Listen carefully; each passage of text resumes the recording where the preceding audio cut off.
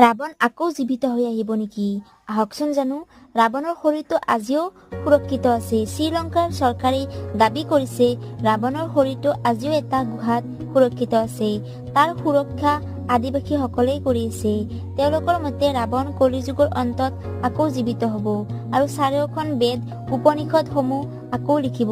কিছুমানৰ মতে সেই সময়তে কল্কি ভগৱানৰ যেতিয়া অৱতাৰ হ'ব, তেতিয়া সেই সময়ৰ সকলোতকৈ শক্তিশালী ৰাক্ষস কলি পুৰুষেও নিজৰ ভৌতিক ৰূপত আহিব আৰু ৰাৱণক আকৌ জীৱিত কৰিব।